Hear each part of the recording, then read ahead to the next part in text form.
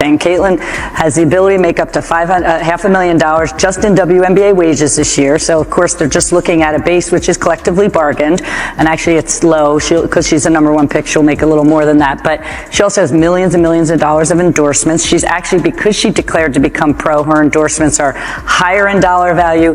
She has a global platform now, not just a U.S. platform. So she's going to do just fine, as will the top players in the league, as every league does. Also, there's Picture this. Alarms going off, coffee splashing everywhere, spreadsheets panicking.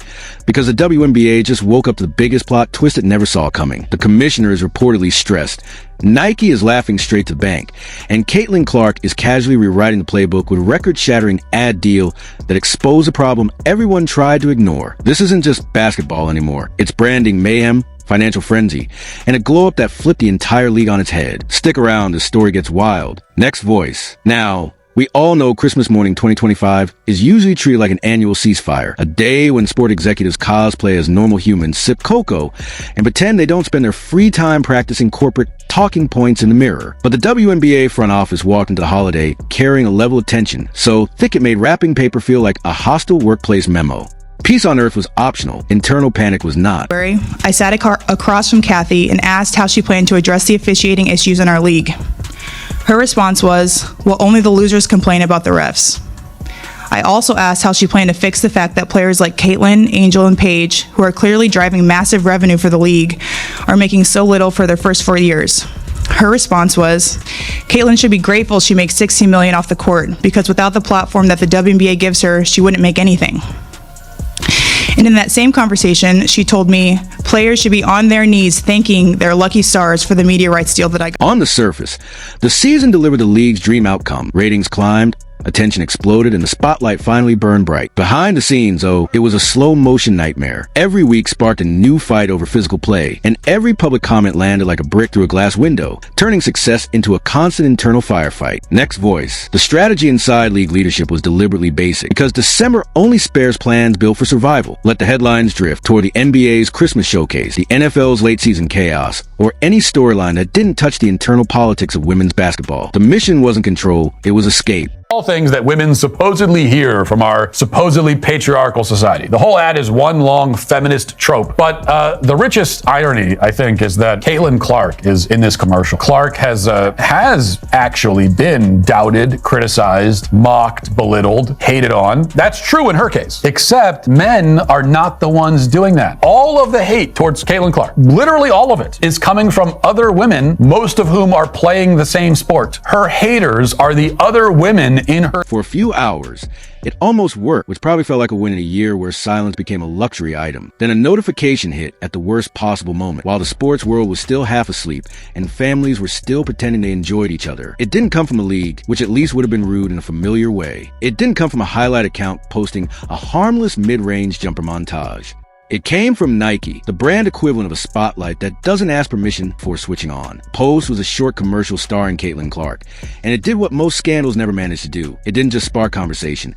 It rearranged the power structure. A sneaker causing executive panic. Sounds absurd until it becomes clear this was never about sneakers. Sneakers are just rubber wrapped in marketing poetry. This was about who gets to decide what the league actually is. For decades, the WNBA has operated under a philosophy that sounds noble on paper and messy in reality. The league comes first. The collective is a shield, and no single player is meant to grow larger than the institution itself. Commissioner Cathy Engelbert has been strapped to that league-first logic like a seatbelt, because her job isn't just selling basketball. It's maintaining a structure that keeps owners calm, players loosely aligned, and sponsors confident the product won't turn into a daily reality show. That system works perfectly, right up until the spotlight decides it prefers one person more than the institution that installed the lights. The commissioner of the league, Doggy, Peter, Monica, let me say for the record, you should resign.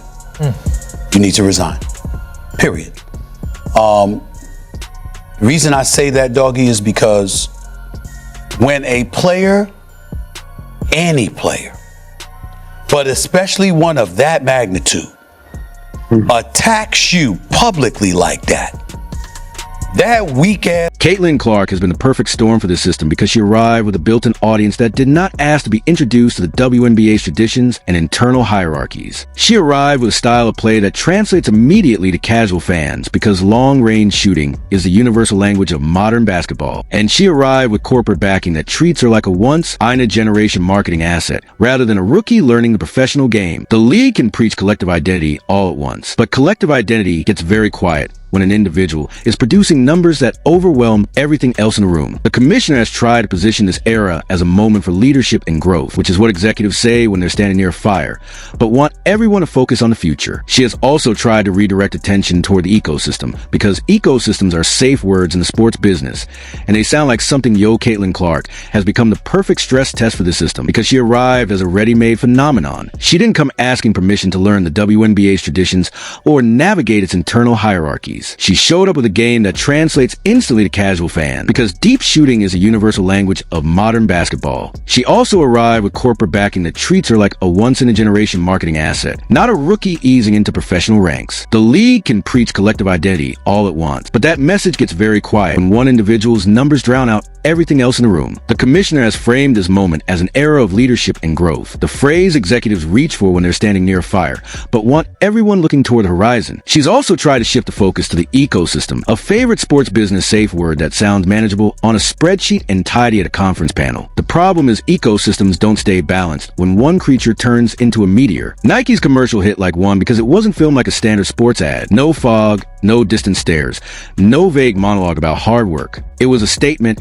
and everyone felt the impact you can manage with a spreadsheet and a few panels at a conference. The problem is that ecosystems do not stay balanced when one creature becomes a meteor. Nike's commercial landed like a meteor because it was not shot like a standard sports ad where an athlete runs through fog, stares into the distance, and says something vague about hard work. Next voice. The spot played like a mini blockbuster. Slick production, dramatic mood, and celebrity cameos that scream mainstream culture, not niche sports marketing. Subtlety was never the point, because subtlety isn't Nike's love language. The message was unmistakable. Caitlyn Clark isn't just a WNBA player with a shoe deal. She's the event, and the league is the venue. That's where the panic began. A commissioner can manage criticism, officiating debates, even awkward PR messes that require carefully staged apologies. What's harder to manage is an external partner effectively announcing it doesn't need the league's permission, branding, or collective identity to profit from the league's biggest draw. When the ad dropped, it reportedly triggered immediate internal scrambling, because executives don't like surprises unless they come in the form of bonus checks. Phones lit up like it was a trade deadline, a deeply festive way to spend Christmas if you hate peace. The problem wasn't that the ad existed, or even that Clark starred in it. The problem was how it framed her as something operating above and beyond the league itself. Nike's finally going all in on Caitlyn Clark, and it happens with a Christmas Day commercial drop. Really a fantastic ad all around, and speaks to the appeal of Clark, and speaks to, I think, the efforts that are going to be put into her from a marketing standpoint, not to mention the importance of 2026, the season for her and the season for the WNBA, when you dial yourself back a second or pull yourself back from the immediacy of the ad and realize WNBA branding was barely visible, which is the marketing equivalent of being invited to a party and then told to wait behind the curtain while someone else takes credit for hosting. The camera stayed locked on Clark, and the tone leaned toward person mythology rather than league celebration. Snow, isolation, absurd shooting range, and famous faces hovering like witnesses to greatness all fused into a story that felt bigger than any team, bigger than any season, and definitely bigger than commissioner trying to sell the idea that the league is the main character. A league-first model only works with shared buy-in. Players have to believe the institution is a ladder, not a cage. Sponsors have to believe the league is the access point, not just a logo slapped in the corner. Fans have to believe the league's story matters beyond any single star. Nike's ad quietly suggested all of that was optional, that the cage is a door, the ladder can be skipped, and the logo is negotiable. That alone was enough to make executives sweat through their holiday sweaters.